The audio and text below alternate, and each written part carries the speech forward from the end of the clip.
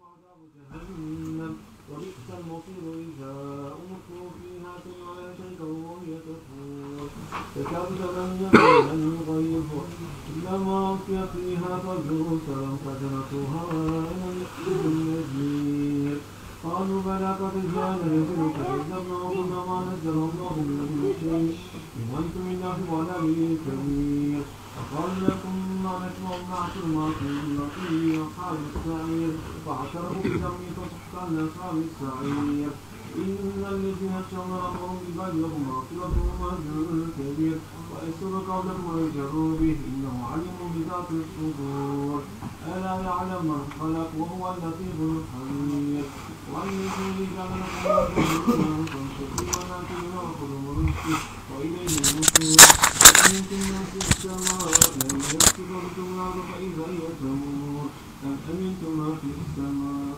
أن يرسل عليكم حاصبا فستعلمون كيف نذير ولقد كذب الذين من قبلهم فكيف كان نكير أولم يروا إلى الطير فوقهم صافات وقدير ما يمسكهن إلا الرحمن إنه بكل شيء بصير أمن هذا الذي رجل لكم ينصركم من دون الرحمن إن كان إلا في غرور أمن هذا الذي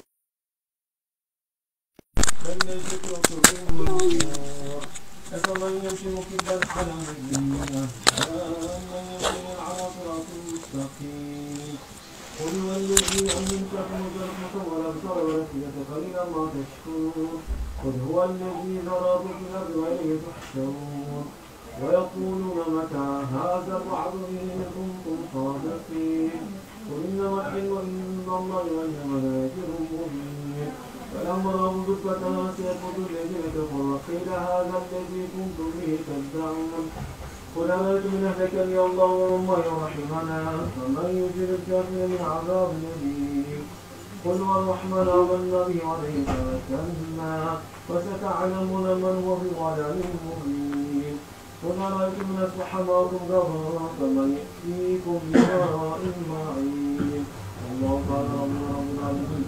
بسم الله الرحمن الرحيم. قل هو الله الصمد لم يلد ولم يولد ولم يكن له كفوا أحد الله أكبر. بسم الله الرحمن الرحيم. قل هو الله الصمد لم يلد ولم يولد ولم يكن له كفوا أحد الله أكبر. بسم الله الرحمن الرحيم. قل هو الله الصمد لم يلد ولم يولد ولم يكن له كفوا أحد الله أكبر. بسم الله الرحمن الرحيم. قل أعوذ برب الفلق من شر ما خلق ومن شر غاسق إذا وقب ومن شر النفاثات في العقد ومن شر حاسد إذا حسد. الله أكبر. بسم الله الرحمن الرحيم. قل أعوذ برب الناس ملك الناس إله الناس من شر الوسواس الخناس الذي يوسوس في صدور الناس من الجنة والناس. الله أكبر. لا إله إلا الله لا إله إلا الله لا إله إلا الله لا إله إلا الله لا إله إلا الله لا إله إلا الله لا إله إلا الله لا إله إلا الله لا إله إلا الله. محمد رسول الله صلى الله عليه وسلم. اللهم صل على محمد وعلى آله محمد وسلم. وسلم. اللهم صل على محمد وعلى آل محمد وسلم. اللهم صل على محمد وعلى آل محمد وسلم. اللهم صل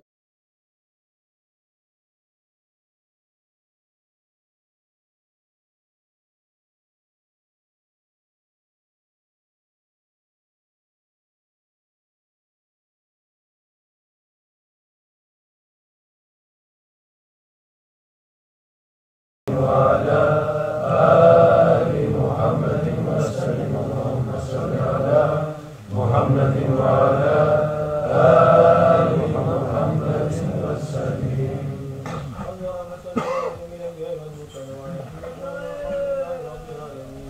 على أشرف العالمين سيدنا محمد الصلوات على أفضل العالمين سيدنا محمد الصلوات على أكبر العالمين سيدنا محمد الصلوات صلوات الله تعالى وملائكته وملائكته وقال تعالى محمد وعلى محمد وعلى السلام ورحمة الله تعالى وبركاته ورضي الله تبارك وتعالى عن سادات أصحاب رسول الله أجمعين وعن التابعين بهم إحسان والأئمة المجتهدين الماضين وعن المتقين وعلى الأولياء الصالحين وعن مشايخنا وشركة الناس والمسلمين قدس الله تعالى وحمد رسوله ونور الله تعالى أبداته المباركة وأعاد الله تعالى من الملكات والصورات الدائمة والحمد لله رب العالمين.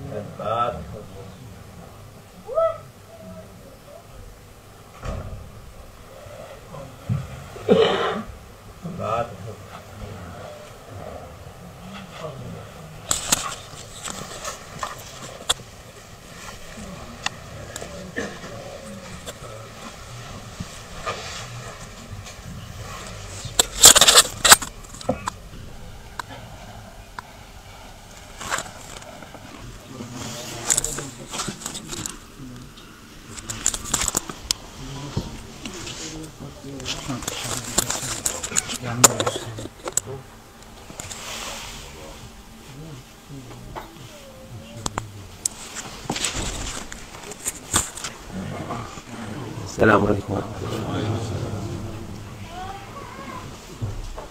أعوذ بالله من الشيطان الرجيم. بسم الله الرحمن الرحيم والصلاة والسلام على رسولنا محمد سيدنا والآخرين مدد يا رسول مدد يا سلام يا أصحاب مدد يا رسول دستور. قال رسول الله صلى الله عليه وسلم إذا أذن في قرية أمنها الله من عذابه ذلك اليوم. Peygamber sallallahu aleyhi ve sellem buyuruyor ki bir köyde ezan okunduğu zaman Allah o gün orasına azap etmeyeceğine dair güvence verir. Yani ezan okumak çok mühimdir. Bilmem bu ne hikmete dayalı. Ezan okunuyor şimdi her tarafta da bir camide okunuyor. Öteki taraflarda okunmuyor camilerde. Onlardan ses geliyor. Havadan ses gelip okunuyor. Onun için Allah alem o ezan kabul oluyor mu? Hani oranın şey için ezan bereketi oluyor mu? Olmuyor mu? Halbuki hani mübarekler yüz binlerce cami var Allah'a şükür Türkiye'de. Hepsinde müezzini var. Paralarını alıyorlar. Maaşlarını alıyorlar. Bunlar ne için bunları barındırıyorsunuz o vakit? Yani bu sırf ezan duyulsun değil de oranın hem bereket olsun hem azabından Allah'ın azabından muhafaza olsun diye. Onun için yani bu sesi iyi kötü değil. Sesi kötüyse şeyden kapının önünde okusun, ötekisi şeyden havadan okusun. Bir şey değil. Gene de olur yani. Güzel sesli müezzinler var. Bütün camilerden, mikrofonlardan gelsin o ses. Ama o caminin müezzini mikrofonsuz okunsun. Madem sesi kötüdür. Yani sesi 15-20 metre ne kadar giderse o kadar o da sevap almış olur. Oraya da bereket olmuş olur. O köy, o mahalleye şeye. Onun için dikkat etmek lazım. Depremde ne yapacağız, ne edeceğiz diye söyleyip dururlar. İşte bu da deprem de Allah'ın bir azabıdır. Allah'ın bir şeydir, kadamıdır. Yani onu şey yapmak için, hafifletmek için ezan mühimdir yani. Kâle Resulullah sallallahu aleyhi ve sellem İzâ eddenen müedden yevmel cuma harmel amel. Peygamber sallallahu aleyhi ve sellem buyuruyor ki müezzin cuma günü ezan okuduğu zaman herhangi bir iş yapmak haram olur. Tabi bu daha fazla erkekler bakımından şey yaptı, ezan dediğimiz hutbe ezanı olur. Çünkü eskiden bir ezan olurdu. O da hutbeye çıkıp da imam ezan okudu mu o 5 dakika, 10 dakika, hadi en çok yarım saat bir vakit var. Onu alışveriş yapmak iyi değil, caiz olmaz. Onun için ona da dikkat etmek lazım buna.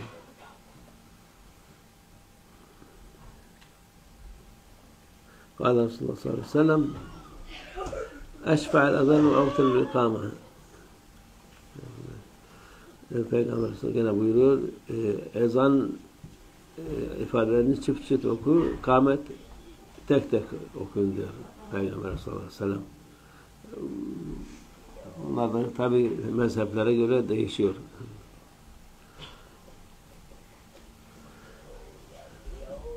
قال رسول الله صلى الله عليه وسلم إن الشيطان إذا سمع النداء بالصلاة حال له ضراط حتى لا يسمع صوته فإذا سكت رجع فوسوسه فإذا سمع ذهب فإذا سمع قام ذهب حتى لا يسمع صوته فإذا سكت رجع فوسوس. Peygamber sallallahu aleyhi ve sellem buyuruyor ki şeytan bu ezanı namaz ne ezanı sever ne ezanı sever.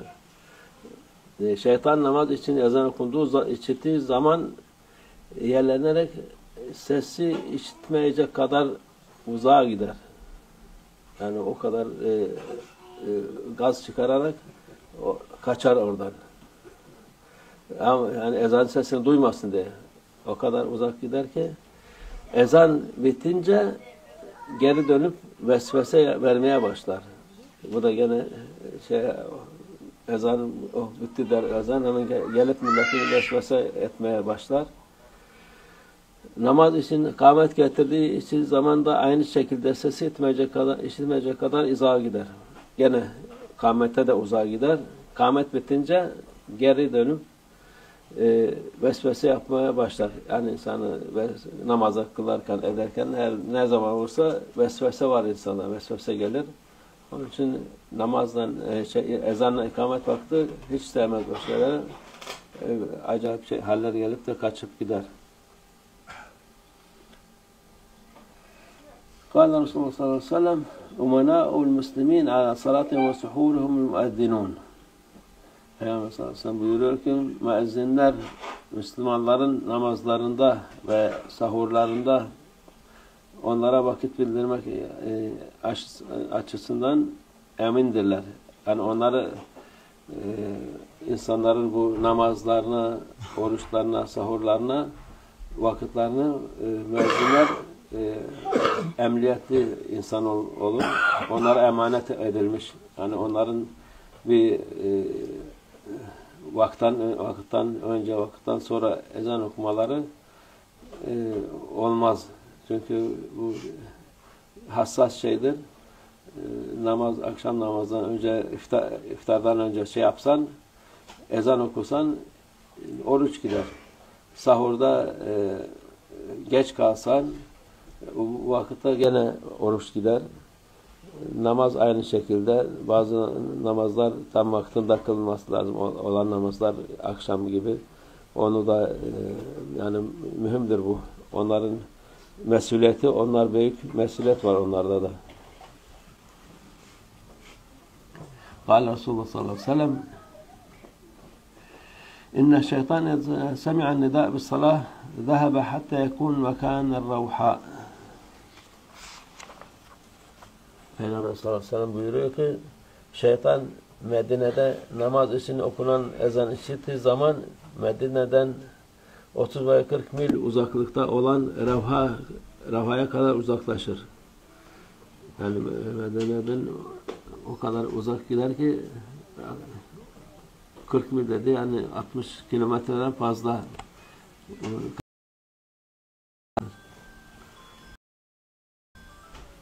Kâle Resulullah sallallahu aleyhi ve sellem İnne Allah Teala yahşur müeddinîne yevmel kıyâmeh atvalin nâs anâkan bi kavlihim la ilahe illallah. Peygamber sallallahu aleyhi ve sellem buyuruyor ki Yüce Allah Azze ve Celle kıyamet gününde müezzinleri la ilahe illallah demelerinden dolayı insanların en uzun boyunları olarak haşreder. Yani onlara ikram olarak öteki insanlardan farklı olarak müezzinlerin o boyunları daha uzun olur. Kâle Resulullah sallallahu aleyhi ve sellem inne ahâ suda in huve adin ve men eddana fehuve mukiman. Peygamber sallallahu aleyhi ve sellem buyuruyor ki Sudalı kardeş Mısır'ın fethinde bulunan Ziyad bin Haris ezan okudu ki kâmette de ezanı okuyan kişi getirir. Yani Peygamber buyuruyor ki kim ezan okuyan kâmeti getirmesi lazım diyor Peygamber sallallahu aleyhi ve sellem. قال رسول الله صلى الله عليه وسلم إن أهل السماء لا يسمعون شيئا من أهل الأرض إلا الأذان. Peygamber sallallahu aleyhi ve sellem buyuruyor ki sema ehli yani gökyüzü ahalisi melekler yeryüzü ahalisinden sadece ezan işitir. Öteki şeyler işitmez. Onun işittikleri ezan sesi devamlı yeryüzünden ezan sesi olarak çıkar onların kulaklarına. Kâle Resulullah sallallahu aleyhi ve sellem inne khiyâr ibâdillah yurâ'ûne'ş-şems vel-kamer vel-nucûm vel-azilla li-zikrillah.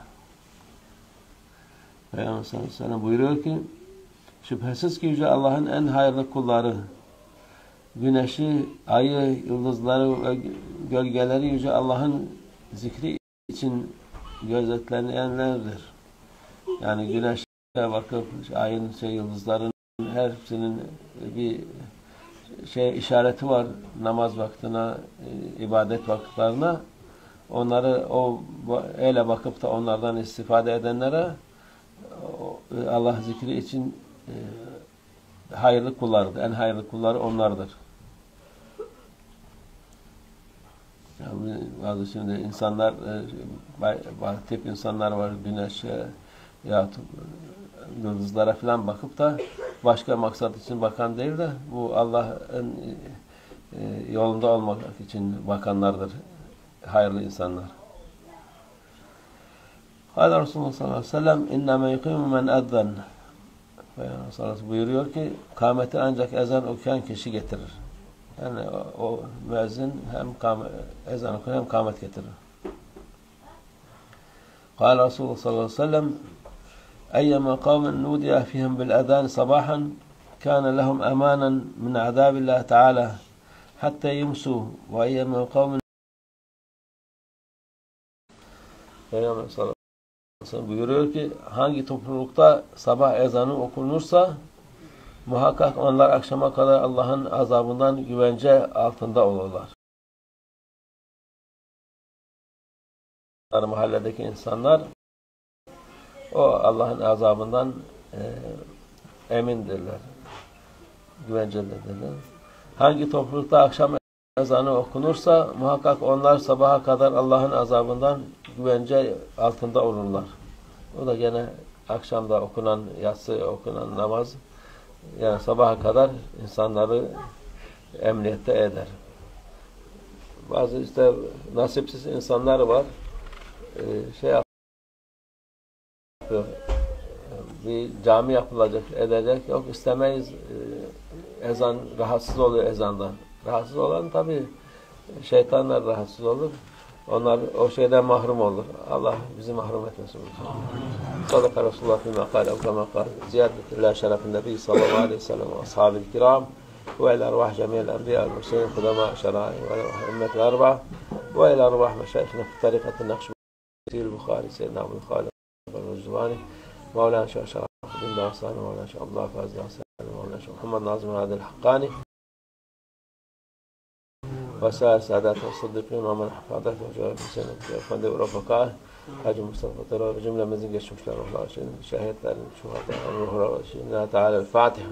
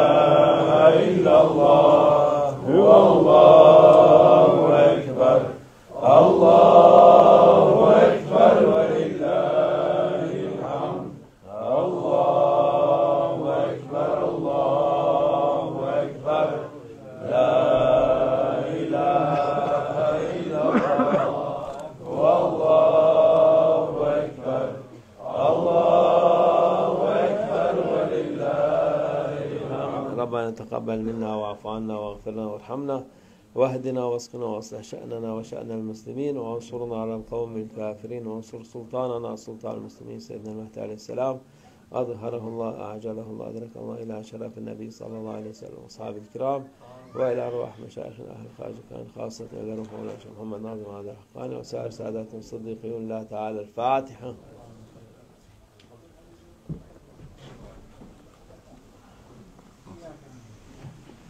أعوذ بالله من الشيطان الرجيم. بسم الله الرحمن الرحيم. إن الذين يبايعونك إنما يبايعون الله يد الله فوق أيديهم فمن نكث فإنما ينكث عن نفسه ومن أوفى بما عاهد عليه الله فسيؤتيه أجرا عظيما.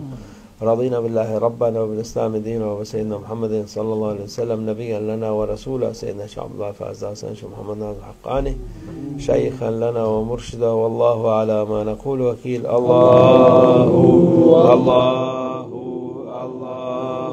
حق. الله الله الله حق. الله الله الله حق. حسبنا الله ونعم الوكيل نعم المولى ونعم النصير غفرانك ربنا عليك المصير. الفاتحة.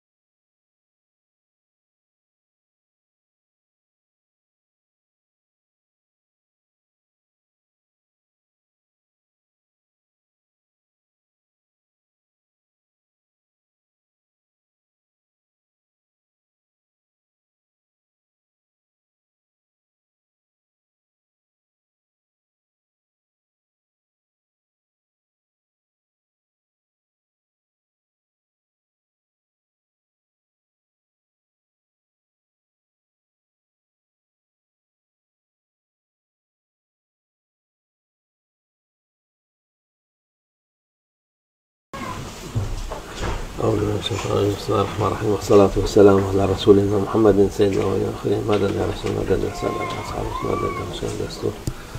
قال رسول الله صلى الله عليه وسلم: إذا أذن في قرية أمنها الله من عذابه ذلك اليوم. Peygamber sallallahu aleyhi ve sellem buyuruyor ki, bir köyde ezan okunduğu zaman Allah o gün orasına azap etmeyeceğine dair güvence verir. Our beloved Prophet, peace and blessings be upon him, says that Allah Almighty promises and gives the security that if in a place the adhan is being recited, that place will be then secured and protected from any calamities. Ezan okumak çok mühimdir. It is important to recite the adhan. Bilmem bu ne hikmete dayalı. Ezan okunuyor şimdi her tarafta da. And we are thankful that the adhan is being recited everywhere here. Bir camide okunuyor. However, we do not know what the wisdom is behind the decision why here the adhan is recited in a centralized manner from one place only and then streamed to other mosques. Öteki taraflarda okumuyor camilerde. Onlardan ses geliyor. So the adhan is recited in a centralized manner in one place, and then that recitation is then streamed to all other places. But in fact, the adhan is only recited in one place. Havadan ses gelip okunuyor. Onun için Allah alem o ezan kabul oluyor mu? Hani oranın şey için. But only Allah knows if this is truly acceptable as actually reciting the adhan, and whether this counts as having recited the adhan if one does not recite the adhan with one's voice in that place, but only streams it to that place, and in fact there's no one reciting the adhan there. Ezan bereketi oluyor mu olmuyor mu? Only Allah Almighty knows whether streaming the adhan in this way and not actually reciting the adhan in that place will be the means to obtain Allah Almighty's benefits and blessings and His protection for that place. Çünkü hani mübarekler yüz binlerce cami var Allah'a şükür Türkiye'de. In Turkey there are hundreds of thousands of mosques. We are thankful to Allah Almighty for this. Hepsinde müezzini var. And every single mosque has their own muezzin. Paralarını alıyorlar. And they also get salary for being muezzin there. Maaşlarını alıyorlar. So they get wages for it. Onlar ne için bunları barındırıyorsunuz o vakit? But why do you pay them if they do not actually recite the adhan? Yani bu sırf ezan duyulsun değil de oranın hem bereket olsun. Reciting the adhan is not just a matter of hearing the adhan, it is also the means for Allah Almighty's blessings and mercy to descend onto the place where the adhan is being recited. Hem Allah'ın azabından muhafaza olsun diye. So reading the adhan is on the one side a call to prayer, and on the other side is also the means to obtain Allah Almighty's blessings and also to obtain Allah Almighty's protection for that area. Onun için yani bu sesi iyi kötü değil. Sesi kötüyse şeyden kapının önünde okusun, ötekisi şeyden havadan okusun, bir şey değil. And they then argue that not everyone has a good voice, and they want to standardize things, and they want to have one person recite the adhan and then have that adhan be streamed, and then they choose the one with the best voice. But that is okay, you can still stream the voice of that single person. However, this should not prevent the adhan being recited at that very place. Even if that person does not have a good voice at that designated mosque, he can just go outside and recite without microphone, and you can still stream the adhan that is recited from the central station. Gene de olur yani. Güzel sesli müezzinler var. Bütün camilerden, mikrofonlardan gelsin o ses. There are of course muezzins with beautiful voices, and their voices should be streamed and broadcasted across all mosques. Ama o caminin müezzini mikrofonsuz okunsun madem sesi kötüdür. But you should recite the adhan at the on site at the mosque, and at every mosque the adhan should be recited. And even if the muezzin doesn't have a good voice, then just have him recite it without a microphone and stream the central adhan, but you need to recite the adhan on site. Yani sesi 15-20 metre ne kadar giderse o kadar o da sevap almış olur. And even if his voice is only heard 15-20 meters, still it will be the means to obtain the reward and the blessings and the protection. Oraya da bereket olmuş o köy, o mahalle yaşaya. And having recited the azan in this natural way will be a blessing for the neighborhood and that place, that area. Onun için dikkat etmek lazım. Therefore we should pay attention to actually reciting the adhan. Depremde ne yapacağız, ne edeceğiz diye söylenip dururlar. People, for example, they ask, what should we do in order to protect ourselves from earthquakes? İşte bu da deprem de Allah'ın bir azabıdır. And earthquakes are also an expression of the punishment of Allah Almighty. Bir şeydir, kalamıdır. Yani onu Earthquakes are the expression of the wrath and anger of Allah Almighty. Şey yapmak için, hafifletmek için ezan mühimdir yani. And in order to reduce that calamity, and is one means for reducing that calamity of earthquakes is to actually reciting azan in those places. قال رسول الله صلى الله عليه وسلم إذا أذن المؤذن يوم الجمعة حرم العمل. Peygamber sallallahu aleyhi ve sellem buyuruyor ki müezzin cuma günü ezan okuduğu zaman Our beloved Prophet, peace and blessings be upon him, says that when the adhan for Juma is recited, herhangi bir iş yapmak haram olur. It is prohibited to then engage in any affair or business. Tabii bu daha fazla erkekler bakımından. This in general applies to men. Şey yaptı, ezan dediniz, hutbe ezanı olur çünkü eskiden bir ezan olurdu. And this is the adhan, that is the adhan which is recited right before the imam ascends for reciting the hutbah. In former times there would be for Juma just one adhan, the adhan which would then initiate the hutbah. O da hutbeye çıkıp da imam ezan okudu mu o 5 dakika 10 dakika hadi en çok yarım saat bir vakit var. Onu And during that time span of after having recited the adhan for initiating the ascension of the imam to the hutbah, and up until the completion of the hutbah, it may take 5 minutes, 10 minutes, maybe a half an hour, but during that time it is prohibited to engage in any affairs or businesses or trades. Alışveriş yapmak iyi değil, caiz olmaz. It is prohibited to do any worldly affairs. One should also not go shopping. It is not permissible during that time frame. Onun için ona da dikkat etmek lazım buna.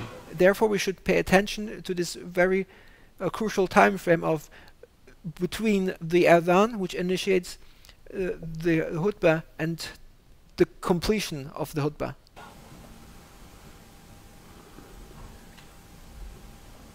قال رسول الله صلى الله عليه وسلم أشفع الأذان وأوتر الإقامة. Peygamber gene buyuruyor ezan ifadelerini çift çift oku, kâmet tek tek okuyun diyor. Our beloved Prophet, peace and blessings be upon him, says, when you recite the adhan, recite the statements twice.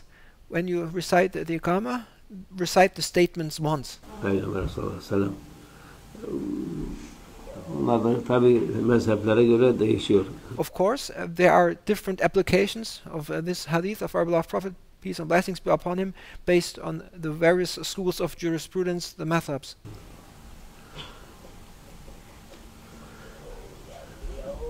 قال رسول الله صلى الله عليه وسلم إن الشيطان إذا سمع النداء بالصلاة حال له ضراط حتى لا يسمع صوته فإذا سكت رجع فوسوس فإذا سمع ذهب فإذا سمع قام ذهب حتى لا يسمع صوته فإذا سكت رجع فوسوس. Peygamber sallallahu aleyhi ve sellem buyuruyor ki şeytan bu Namaz ne ezanı sever ne ezanı sever. Our beloved Prophet, peace and blessings be upon him, says that Shaitan neither likes the adhan nor does he like prayer. Şeytan namaz için ezan okunduğu işittiği zaman So when the adhan for prayer is being recited, yerlenerek sesi işitmeyecek kadar uzağa gider. Shaitan starts passing gas, and while passing gas, he runs away in order not to hear the adhan. Yani o kadar gaz çıkararak kaçar oradan. When the adhan is being recited, Shaitan passes gas and runs away in order not to hear the adhan. Yani ezan sesini duymasın diye. So he tries to not hear the adhan by passing gas. O kadar uzak gider ki ezan bitince geri dönüp vesvese vermeye başlar. And once the adhan has been completed, he returns and then whispers into people's ears. Bu da gene ezan bitti der ezan hemen gelip milleti vesvese etmeye başlar. Once the adhan is complete, Shaitan is happy and then he quickly returns in order to spread his bad whisperings to people. Namaz için kâmet getirdiği için zamanda aynı şekilde sesi işitmeyecek kadar izağa gider.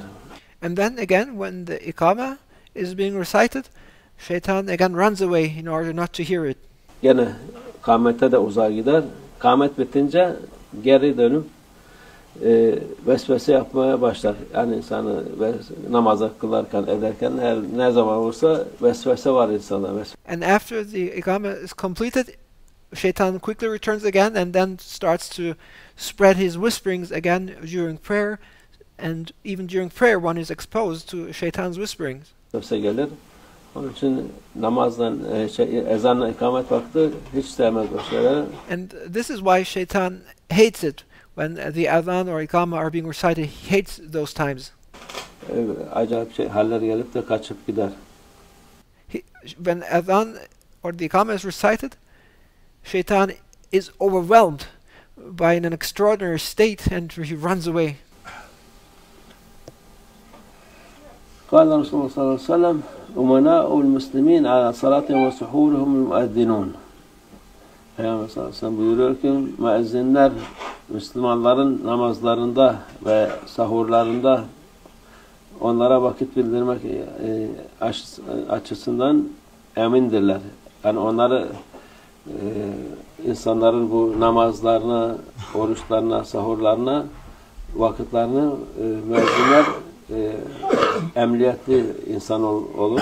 Onlara emanet edilmiş. Yani onların Our beloved Prophet, peace and blessings be upon him, describes that the muaddin carries a great responsibility, and he must be a trustworthy person, and being tasked with the adhan, or being tasked with being a muaddin, is being given and being entrusted with a sacred trust, because being the muaddin means one carries the responsibility and the trust of reminding people of the prayer time, of telling them when the exact prayer time is, so that they can perform their prayers on time, so that they may fast on time, so that they may start their fasting right. So it is the muezzin who informs about the time of sahur, and it is the muezzin who informs about the time when it's prayer and when it's time to break one's fast. Bir vakitten önce, vakitten sonra ezan okumaları olmaz. Çünkü and the muezzin must be punctual. The muezzin can neither be late nor early. Hassas şeydir. Namaz, akşam namazdan önce, iftardan önce yapsan, ezan okusan, oruç gider. This is a crucial matter. Just imagine the adhan being recited prior to Maghrib prayer, and people are fasting, and then they start breaking their fast before the actual arrival of Maghrib prayer. Then this fast may be nullified. Sahurda geç kalsan o vakitte gene oruç gider. Or again, if the muezzin is late for reciting the adhan for Fajr prayer, then people's fast may again be nullified, because they may not have observed the time when it is no longer allowed to eat.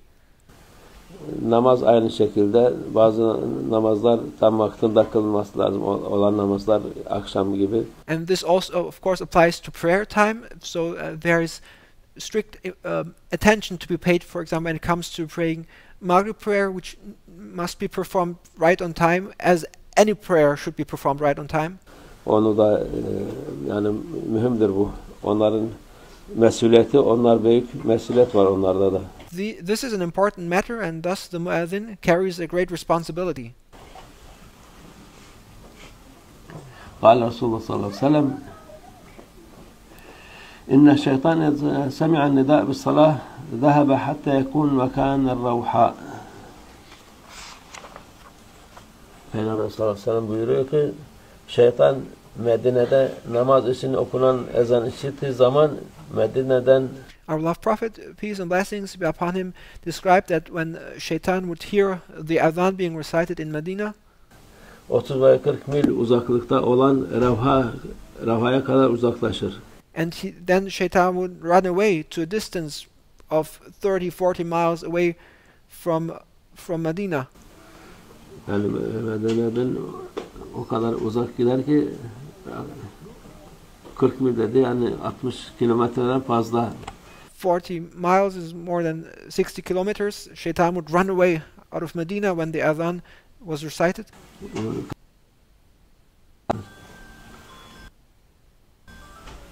قال رسول الله صلى الله عليه وسلم إن الله تعالى يحشر المؤذنين يوم القيامة أطول الناس أعناقا بقولهم لا إله إلا الله. Peygamber sallallahu aleyhi ve sellem buyuruyor ki Yüce Allah Azze ve Celle kıyamet gününde müezzinleri la ilahe illallah demelerinden dolayı insanların en uzun boyunları olarak haşreder. On the day of judgment, Allah Almighty will resurrect the muezzins as the tallest people because they used to recite La ilahe illallah. Yani onlara ikram olarak öteki insanlardan farklı olarak müezzinlerin o boyunları daha uzun olur. And this will be a gift, a present from Allah Almighty to the muezzins on the day of judgment, that He will make them taller than other people. قال رسول الله صلى الله عليه وسلم إن أخا صداع إن هو أذن ومن أذن فهو مقيم. Peygamber sallallahu aleyhi ve sellem buyuruyor ki Sudalı kardeş Mısır'ın fethinde bulunan Ziyad bin Haris ezan okudu ki kâmette de ezanı okuyan kişi getirir. Yani Peygamber buyuruyor ki kim ezan okuyan kâmeti getirmesi lazım. And our beloved Prophet, peace and blessings be upon him, says that the one to recite the Iqamah is the one who recited the Adhan. Peygamber sallallahu aleyhi ve sellem. قال رسول الله صلى الله عليه وسلم إن أهل السماء لا يسمعون شيئا من أهل الأرض إلا الأذان. Peygamber sallallahu aleyhi ve sellem buyuruyor ki sema ehli, yani gökyüzü ahalisi, melekler yeryüzü ahalisinden sadece ezan işitir. Öteki şeyler işitmez. The folks of heavens, the angels, all they hear in heavens is the recitation of the adhan from the people of the earth. They don't hear anything else except the adhan. Onun işittikleri ezan sesi, devamlı yeryüzünden ezan sesi olarak çıkar onların kulaklarına. So the inhabitants of the heavens, what they hear constantly from the earth is the recitation of the adhan. They don't hear anything else except for the recitation of the adhan that is coming from the people of the earth. قال رسول الله صلى الله عليه وسلم إن خيار عباد الله يراعون الشمس والقمر والنجوم والأظلة لذكر الله. Peygamber sallallahu aleyhi ve sellem buyuruyor ki şüphesiz ki Yüce Allah'ın en hayırlı kulları güneşi, ayı, yıldızları ve gölgeleri Yüce Allah'ın zikri için gözetlenenlerdir. And our beloved Prophet, peace and blessings be upon him, describes that the most blessed people are the ones who closely observe the sky, the sun, the moon, the stars, the shadow. Yani güneşe bakıp ayın, yıldızların hepsinin bir işareti var namaz vaktine, ibadet vakitlerine. And why is that? Because it is the most blessed ones are the ones who closely observe the sun, the moon, the stars, and who observe it for the sake in order to closely determine and in order to exactly determine the prayer times. Onları öyle bakıp da onlardan istifade edenlere Allah zikri için hayırlı kullardır. En hayırlı kulları onlardır. Allah Almighty praises them as the most blessed people who closely observe the sun, the stars, the moon, the shadows in order to determine the right time for prayer and the right time for the remembrance of Allah Almighty. Yani bazı şimdi insanlar, tip insanlar var, güneşe ya yıldızlara falan bakıp da başka maksat için bakan değil de bu Allah'ın yolunda olmak için bakanlardır, hayırlı insanlar. To be clear, this is not about reading the stars as in astrology and other things. This is about observing the sky, observing the stars, the sun and the moon in order to exactly determine the prayer time. Kâle Resulullah sallallahu aleyhi ve sellem inneme yukimu men ezzan. Resulullah buyuruyor ki kâmeti ancak ezan okuyan kişi getirir. And our beloved Prophet, peace and blessings be upon him, says that the one to recite the iqama is the one who recited the adhan. Yani o müezzin hem ezan okur hem kâmet getirir. So the muezzin may recite the adhan, and thus he is the one also to recite the iqama. قال رسول الله صلى الله عليه وسلم أيما قوم نودي فيهم بالأذان صباحا كان لهم أمانا من عذاب الله تعالى حتى يمسوا وأيما قوم Peygamber sallallahu aleyhi ve sellem buyuruyor ki hangi toplulukta sabah ezanı okunursa Our beloved Prophet, peace and blessings be upon him, says that if the adhan for Fajr prayer is recited, muhakkak onlar akşama kadar Allah'ın azabından güvence altında olurlar. those people who recited the adhan for Fajr will be under Allah Almighty's protection until evening time. Mahalledeki insanlar o Allah'ın azabından emindirler. And thus the people living in the neighborhood of where the adhan was recited for Fajr will then under Allah Almighty's protection and in security. Güvencelidirler. Hangi toplulukta akşam ezanı okunursa muhakkak onlar sabaha kadar Allah'ın azabından güvence altında olurlar. And then when they also recite the adhan for Maghrib prayer, that place, that neighborhood where the adhan was recited will be under protection and security up until Fajr time. O da gene akşamda okunan, yatsı okunan namaz yani sabaha kadar insanları emniyette eder. So if the adhan is recited for Maghrib prayer and also for Isha prayer, the recitation of the adhan during evening time, night time will be a means for being under Allah Almighty's protection and being in security. Bazı işte nasipsiz insanlar var. Şey yapıyor. Bir cami yapılacak, edecek. Yok istemeyiz. Ezan rahatsız oluyor ezandan. There are some unfortunate people who complain when mosques are built. They say we do not want any mosques in our neighborhood because we don't want to be annoyed by the adhan. Rahatsız olan tabii şeytanlar rahatsız olur. But the only one who is annoyed by the adhan are the devils and the shaitan. Onlar o şeyden mahrum olur.